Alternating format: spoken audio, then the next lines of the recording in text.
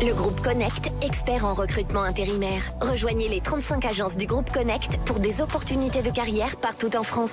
Le groupe Connect présente Sud Radio, Destin de femme, Judith Belair. Bienvenue à toutes et à tous dans Destin de femme sur Sud Radio. C'est l'avant-dernière de la saison aujourd'hui, avant le prochain Destin de femme qui aura lieu en direct du BRAC pour le prix Destin de femme la semaine prochaine. Alors comme tous les samedis à 13h30, aujourd'hui vous allez découvrir le destin d'une femme française hors du commun. Tout cela est inspiré évidemment, vous le savez, par le livre au même titre de Valérie Pérez Henouchi. Elle a gravi les échelons pour prendre la tête de Jim Glish, une EdTech qui est spécialisée dans les cours de langue en ligne, et ça date de 2022. Héloïse Gertmann est devenue CEO ou PDG, comme il vous plaira. Héloïse Gertmann, vous incarnez un parcours inspirant et atypique. Et alors, vous êtes passionnée d'ingénierie pédagogique, on va en parler évidemment. Vous êtes aussi engagée pour la représentation des femmes à travers votre implication dans le Female EdTech Fellowship. On va en parler aussi. Bienvenue dans Destin de femme sur Sud Radio. Merci beaucoup. Sud Radio, Destin de femme, Judith Belair. Alors, Héloïse Gertmann, pour commencer, les 4 questions de Destin de femme. La première, quel destin de quelle femme vous inspire le plus ? C'est une question qui n'est pas facile parce qu'il y a beaucoup de destins de femmes qui m'inspirent, que ce soit des femmes célèbres ou des femmes dans mon entourage. Mais je vais vous parler peut-être de la première femme que quand j'étais enfant et j'ai découvert son histoire dans un livre. C'était l'histoire d'Hélène Keller. Oui. Hélène Keller, donc, est cette petite fille qui contracte une maladie à 19 mois, qui devient sourde, aveugle et muette. Et je me souviens encore de moi en train de pleurer, de découvrir le combat de cet enfant. Et avec l'aide de son éducatrice, elle va réussir à communiquer, elle va réussir à apprendre le braille, elle va réussir à obtenir un diplôme universitaire, à devenir conférencière, à devenir écrivaine. Et à se battre pour tout un tas de causes, dont le droit de vote des femmes, évidemment l'égalité et l'accès pour les personnes en situation de handicap. Et en fait, ce livre qui est extrêmement émouvant, moi, je me souviens encore de l'effet qu'il m'a fait quand j'étais enfant, parce que ça montre à quel point on peut sortir de toutes les situations et on peut faire de sa propre condition. C'est l'exemple absolu de la résilience. Et très tôt, je me suis dit, si quelqu'un comme Hélène Keller a accompli tout ça, quand tout va bien pour soi, on n'a pas le droit de se plaindre et il faut y aller, quoi. Vous l'avez lu à quel âge, ce livre ? Je pense que j'avais 8 ans ou 9 ans. Ouais, c'est ça. C'est un livre de jeune enfant, parce que, alors, il se trouve que je l'ai lu à peu près au même âge et qu'effectivement, ça m'a marqué également. Est-ce que c'est quelqu'un qui vous a inspiré, évidemment, aussi dans votre propre parcours derrière ? Évidemment, moi j'y repense parce qu'encore une fois, cette émotion, elle est presque intacte quand je repense à cette histoire. Et oui, dans ce combat, et en plus, ce que j'ai trouvé, ce qui m'a aussi inspiré, c'était dans le rôle de l'éducation. Elle en est arrivée là, Hélène Keller, parce qu'elle a eu cette formidable éducatrice qui lui a permis d'accéder au braille, à l'éducation. Et voilà. Et moi, ça a été aussi un moteur dans ma vie, de cet accès à l'éducation. Et alors, l'EdTech, je le dis, on va en reparler tout à l'heure, c'est à laquelle vous participez, c'est de rendre l'éducation plus accessible, interactive, adaptée aux besoins individuels des apprenants, en fait. Donc, tout effectivement, ça a marqué votre parcours, c'est intéressant. Votre plus grand succès, Héloïse Gertmann ? Mon plus grand succès, ou en tout cas peut-être, je dirais, le plus surprenant, c'est d'être aujourd'hui CEO d'une entreprise, justement, comme vous le dites, de l'EdTech, alors même que dans mon parcours, moi-même, je n'ai pas un parcours d'ingénieur. Oui, vous venez de maison d'édition. Voilà, j'ai un parcours qui est littéraire, de maison d'édition. Et j'ai pas non plus un parcours de business. Et donc, effectivement, est-ce que c'est pour ça que vous avez très... Voilà. Pardon. Parce que c'est le CEO, c'est le fondateur qui vous a proposé au rôle Benjamin Lévy en 2022. Est-ce que vous pensez qu'il vous a proposé à ce rôle-là justement parce que vous n'êtes pas du milieu et que vous avez une approche qui est peut-être plus, imprégnée d'une certaine forme d'humanité, de relation aux autres, qui est peut-être plus pousser, je sais pas. C'est ce qui me vient comme ça. Je sais pas si c'est cette raison-là. En tout cas, ce qui est sûr, c'est que je venais vraiment du produit, de la pédagogie, et que ça, c'est vraiment au cœur de l'entreprise. Ouais. Donc ça faisait vraiment sens. Ça faisait sens de quelqu'un qui maîtrisait sur le bout des doigts et l'ingénierie pédagogique et l'aspect produit, d'orienter, voilà, de prendre la direction. Mais pourquoi surprenant? Parce que c'est votre mot qui m'a fait rebondir ainsi. Non, surprenant parce que justement, quand dans les parcours qu'on s'imagine à la tête des entreprises, on s'imagine soit des entrepreneuses dans l'âme qui ont fondé leur entreprise, ou bien on s'imagine peut-être dans la tech des femmes qui viennent de ce milieu-là. Donc c'est pour ça que je trouve ça surprenant. Et je voudrais quand même citer un autre succès qui est beaucoup plus personnel, mais c'est de réussir à inculquer à mes enfants justement cette importance de connaître des femmes, des femmes importantes, et pas seulement ma fille, mon fils, je tiens à le préciser, parce que je pense que c'est très important. C'est d'autant plus important. D'autant plus important que les garçons connaissent aussi ces femmes modèles et inspirantes. Alors c'est bien que vous disiez ça dans l'émission du féminisme positif, parce que vous savez ce qu'on prône ici, hein, c'est avancer pour le droit des femmes ensemble avec les hommes et les femmes et les hommes liés et non clivés pour que la société bouge vraiment, quoi. Qu'est-ce que vous en pensez de ça ? Ça me semble absolument indispensable. Toutes les grandes causes n'aboutissent pas si elles restent cantonnées uniquement aux personnes qui souffrent de discrimination. Donc le fait que ce soit plus général, si le féminisme n'est porté que par les femmes, déjà ça ne marchera pas. Et puis en plus, qu'est-ce qu'on cherche avec le féminisme ? On cherche l'égalité, on cherche l'inclusion, on ne cherche pas du tout à exclure les hommes. Au contraire. Bien sûr. Votre plus grande déception ? Alors ma plus grande déception, et j'espère qu'elle n'est que temporaire, c'est que 2 ans après avoir pris la tête de Jim Gleesh, presque 2 ans, dans l'équipe d'ingénieurs, il y a extrêmement peu de femmes. Alors il paraît que dans les postes d'ingénieurs, justement, je crois qu'on a en représentativité à peu près 10%. De femmes. 10% dans les femmes, dans les postes d'ingénieurs. Et d'où vient... Alors, au niveau de Jim Gleesh, ça va, on est à peu près... c'est équilibré.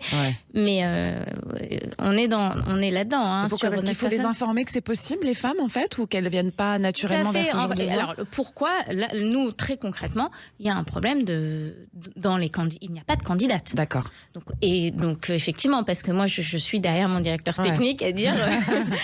tu sais qu'on veut des femmes. Et puis, il me montre sa liste et il me dit, regarde, il y a moins de 10%, il y a 5 à 10% de femmes qui candidatent. Et pourquoi ? Parce que effectivement, le choix de l'orientation, il y a un chiffre qui est assez hallucinant, mais il y a que 1/3 des femmes qui sont orientées soit par leurs parents, soit par leurs professeurs à embrasser des cursus scientifiques. Et on voit même que là, dans les options scientifiques en terminale, au lycée, il y a une majorité de garçons, mais une écrasante majorité de garçons. Et ça c'est usuel depuis toujours, quoi. Non, j'ai envie de dire, hein, presque. C'est usuel. Ça bouge un peu quand même. C'est usuel depuis toujours.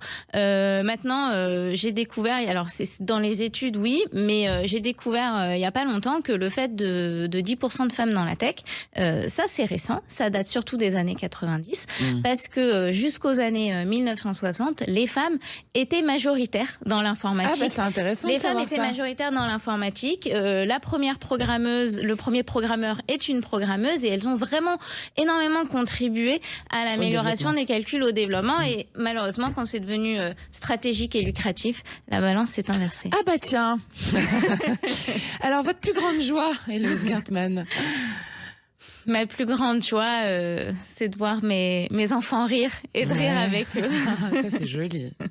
Voilà. Très joli. Vous avez le sourire, d'ailleurs. Oui, j'ai le sourire. Moi, je suis de toute façon, je suis positive, j'aime rigoler, etc. Et c'est vrai que dans le rire d'un enfant, il y a la beauté de l'instant présent, sans penser au passé, sans regarder l'avenir. Et cette beauté de l'instant, elle est assez magnifique. Alors, Héloïse Gartmann, en quelques mots, donc vous avez été repérée par Benjamin Levy, le fondateur de Jim Gleesh, pour devenir CEO en 2022. Après 10 ans, en fait, déjà dans l'entreprise. Donc vous avez vraiment gravi les échelons. triathlon. Alors, qu'est-ce que c'est comment on fait pour... Est-ce que vous êtes déjà projeté là, dans ce rôle-là, en fait, quand vous êtes arrivé dans l'entreprise? Ou alors c'est un truc qui vous a un peu tombé dessus, quoi? Ça m'a un peu tombé dessus, pour être honnête. J'ai toujours embrassé les missions qu'on m'a données avec beaucoup de sérieux, d'énergie et de volonté de faire le mieux possible. Voilà, c'est ce qui s'est passé parce que quand je suis arrivée, donc j'ai quitté le monde de l'édition et je suis venue pour être autrice et éditrice des cours de français en ligne. Et puis assez naturellement, j'ai fait plus parce que, parce que c'est dans mon caractère. Donc on m'a confié. Vous avez été très engagée dans votre mission. J'ai été extrêmement engagée dans ma mission, effectivement. C'est ça la clé en fait, parce que peut-être qu'on peut donner des clés aux auditrices, aux auditeurs qui nous écoutent. Je pense que la clé, effectivement, c'est évidemment d'être engagé dans sa mission et aussi montrer ce qu'on fait. Alors et pas par, ça veut pas dire ne pas être modeste, mais moi j'ai toujours aussi valorisé mes succès en disant on a demandé ça, on est arrivé même un peu au-dessus, donc je suis contente de le partager.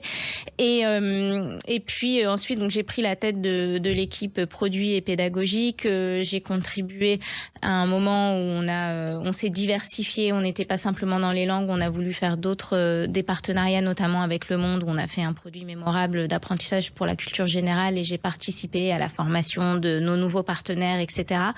Et à l'accélération de nos cours de langue, faire grandir l'équipe. Et ensuite, vous en parlez avec plaisir.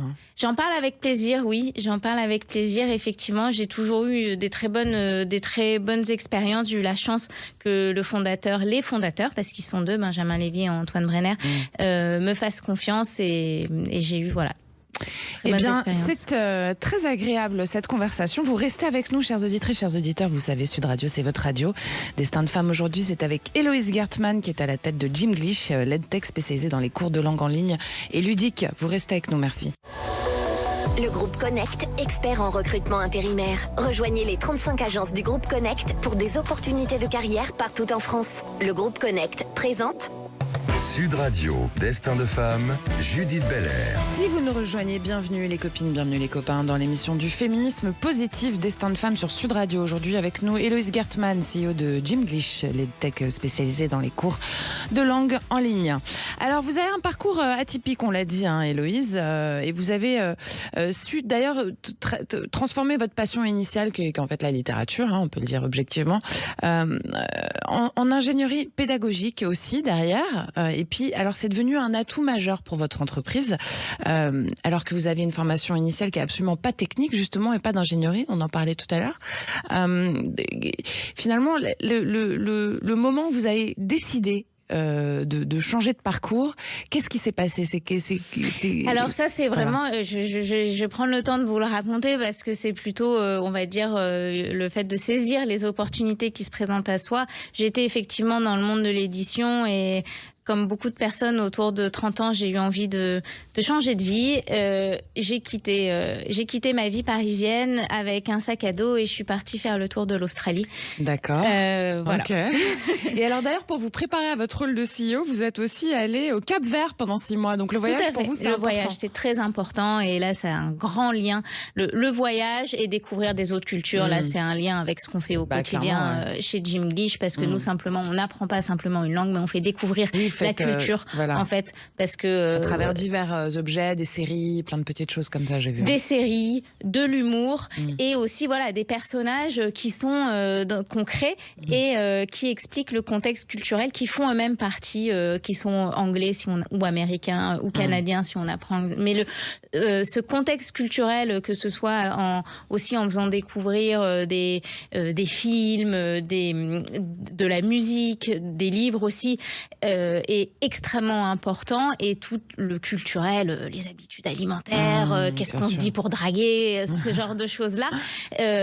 Et ça, c'est vrai qu'on le découvre quand on voyage, que ce qui est important au-delà de la langue, pour se faire des amis, typiquement, si on va 6 mois maintenant, c'est aussi saisir les codes. Bien sûr. C'est ce que j'aime chez Gymglish, c'est que ça permet pas simplement d'apprendre une langue, mais de maîtriser les codes du pays, de la langue du pays. Donc c'est votre voyage en Australie qui vous dit, tiens, je vais faire de l'ingénierie maintenant. Mon voyage en Australie m'ouvre complètement les portes, je repars à zéro, les champs des possibles sont ouverts.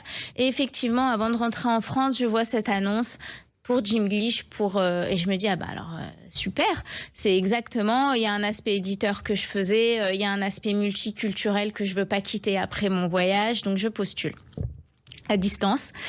Et là, j'arrive en finale de ce recrutement et je ne suis pas prise. Donc mon histoire avec Gimglish a commencé par un nom, comme quoi il ne faut pas s'arrêter au nom. Ça c'est sûr. Et je rentre en France, je retravaille une année dans l'édition.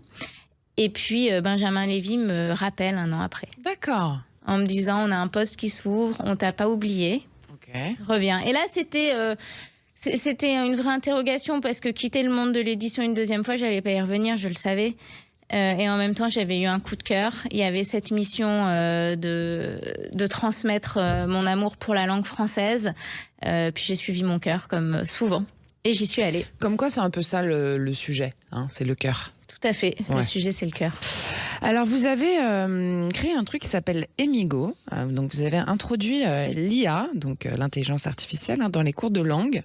D'où ça vous vient, ça aussi? Alors, je veux préciser que l'intelligence artificielle dans nos cours de langue, c'est depuis 2004. D'accord. On en parle beaucoup maintenant, mais Antoine Brenner, qui est le cofondateur... Donc, l'intelligence artificielle, pardon, je vous coupe, mais ça existe depuis 2004. Ça existe depuis 2004. Okay. Et ça dépend de quelle intelligence artificielle on parle maintenant. Depuis la déferlante ChatGPT en novembre 2022, tout le monde fait référence à l'IA générative, les Large Language Models, c'est-à-dire cet assistant ChatGPT. Parce que je comprends rien. Bien sûr, pardon. L'IA générative, c'est typiquement quand vous posez, je ne sais pas si vous avez essayé ChatGPT, mais vous lui posez une question et puis en fait par un système de probabilité, il va vous générer du texte. C'est pour ça qu'on dit IA générative. Il génère du texte, il génère de l'image. On va pas rentrer dans les un peu flou, j'ai envie de dire, mais voilà. Mais voilà, mais en tout cas, c'est ce qu'on lui demande de faire, de générer du contenu, quel qu'il soit. L'IA existe avant ChatGPT. Quand vous êtes sur, je sais pas, sur votre téléphone et que vous voyez une pub arriver, c'est de l'IA. Quand vous êtes sur les réseaux sociaux et que on met votre post est mis en avant, c'est de l'IA. Et avant ça, en 2004, dans l'éducation, et ça c'est l'expertise d'Antoine Brenner, l'IA, c'est l'adaptative. Pour nous, ça a été l'adaptative learning. L'adaptative learning, c'est quoi? Ça veut dire qu'en fonction de votre comportement en tant qu'apprenante, de vos bonnes, de vos mauvaises réponses, il y a un algorithme qui va vous faire réviser au bon moment, selon aussi vos centres d'intérêt et selon votre rythme d'apprentissage, parce qu'on retient pas tous les mêmes choses. Et donc, si vous faites une leçon en jour 1 et pas en jour 2, vous n'aurez pas les mêmes révisions en jour 3 que quelqu'un qui s'attend tous les jours. Une adaptabilité totale, une personnalisation totale. Donc ça, on le fait depuis 2004 et cet apprentissage adaptatif, on était totalement pionniers. D'accord. Depuis nos confrères ont fait la même chose de manière un peu différente, mais l'apprentissage adaptatif est devenu assez commun dans l'apprentissage des langues, en ligne en tout cas. Et effectivement, qu'est-ce qui se passe avec Emigo? C'est que là, on se dit c'est une opportunité unique pour faire quelque chose qu'on ne faisait pas jusqu'à présent, c'est-à-dire faire pratiquer l'oral dans nos cours. D'accord. On faisait de la compréhension orale, mais pas de la production orale. Et bon, on parlait, en plus, surtout que même il y a des gens qui sont forts en langue, mais ils n'osent pas parler. C'était important de donner confiance. Et quoi de mieux que donner confiance d'avoir Emigo, parce que Emigo, c'est un ami ou une amie virtuelle qu'on a dans sa poche, qui est dispo 24/7. Et on peut lui parler de tout, de n'importe quoi. Il sera toujours là, il sera encourageant, bienveillant. Il aura de l'humour, parce que l'humour, c'est un ingrédient qui est au cœur depuis toujours et qu'on n'est pas prêt à lâcher. Et en fait, vous le portez bien. Et là, merci. Et là, l'innovation, c'est que d'un côté, on a cette IA générative qui permet comme vous dites, à un robot, mais nous, on l'incarne, on met de la personnalisation et de l'humanisation là-dedans qui permet de parler. Et en même temps, on va aller le brancher avec notre IA propriétaire. Et ça crée de nouveau quelque chose d'unique qui n'existe pas ailleurs. D'accord, bravo. Héloïse Gartmann, vous vous engagez pour les femmes aussi. Vous avez notamment un rôle important au sein du Female EdTech Fellowship. Et votre parcours d'ailleurs de leadership, il témoigne de votre engagement pour la diversité, pour l'inclusion. D'ailleurs, vous avez toute votre place dans le Destin de Femmes. Comment est-ce que concrètement vous soutenez les femmes dirigeantes à travers ce réseau? En quelques mots, parce qu'il nous reste peu de temps, hélas. Oui, ce réseau, il fait partie de l'association EdTech Europe. Et pendant 6 mois, il y a eu une dizaine de femmes dirigeantes d'une entreprise européenne qui se réunissent une fois par mois sur des sujets précis et pendant un week-end, tout un week-end. Et là, on échange énormément nos expériences. Qu'est-ce qui est dur d'être une femme dirigeante? Comment on peut s'aider? Comment le réseau est quelque chose d'extrêmement important dans le métier. Le réseau et aussi le mentorat et le fait d'avoir d'autres femmes qui partagent, d'ouvrir la porte et d'autres femmes qui partagent les mêmes expériences, parce que c'est quelque chose que j'ai pas mentionné, mais moi je trouve ça difficile d'arriver en tant que dirigeante quand soi-même on n'a pas eu des modèles et qu'on n'a pas été de modèles de femmes qui ont été à la direction d'entreprise et que du coup on se dit je fais pas pareil que les autres, mais voilà, et d'avoir ces femmes, c'est vraiment un réseau de soutien, d'entraide et aussi d'apprentissage sur des problématiques très opérationnelles. Pour terminer cette émission, Héloïse Gartmann, je vais vous demander si vous avez un souhait. C'est un petit génie comme ça. Un souhait... Le souhait que vous avez. Si vous avez un souhait qui peut être exaucé à l'instant, là, comme ça. À l'instant? Ouais. Le génie d'Aladin. Le génie d'Aladin. Ouais. Écoutez, je vais rester sur le thème des femmes et je voudrais dire que chaque femme ose suivre ses envies. C'est vraiment ça. Oser, pour moi, c'est le maître mot pour oser. Oser assumer ses envies, oser suivre le destin qu'on a envie et réaliser ses rêves. C'est un joli mot. Merci beaucoup d'être venue par ici, Héloïse Gartmann. Merci beaucoup, Judith Belair. Je rappelle que toutes les infos sur JimGlish, l'EdTech ludique spécialisé dans les cours de langue en ligne, qui est dirigé par Héloïse Gartmann, ici présente, sont à retrouver sur jimglish.com/fr, si vous voulez du français. Nous, on a rendez-vous samedi prochain, 13h30, pour la dernière de la saison Destin de Femmes. C'est une spéciale prix, Destin de Femmes Sud Radio, avec la gagnante de la saison 2024. On sera avec notre partenaire, le cofondateur de Evoque Collection, Emmanuel Sauvage. On sera avec Patrick Roger de Sud Radio, Cécile de Ménibus aussi, Eric Haddad, le PDG de Connect Travail Temporaire, qu'on remercie pour ce soutien, son soutien en cette première saison. Et puis évidemment l'inénarrable auteure de Destin de Femmes, Valérie Pérez-Enouchi, ma chère associée dans cette aventure. Et puis tous nos autres rendez-vous sont à retrouver évidemment, vous le savez, sur sudradio.fr, la chaîne YouTube de Sud Radio, sans oublier les réseaux sociaux, 10h en complet. Merci à Marie qui réalise pour vous aujourd'hui, aux équipes de Sud Radio. Je vous embrasse. À la semaine prochaine. Sud Radio, Destin de Femmes, Judith Belair. Avec le groupe Connect, expert en recrutement intérimaire. Rejoignez les 35 agences du groupe Connect pour des opportunités de carrière partout en France.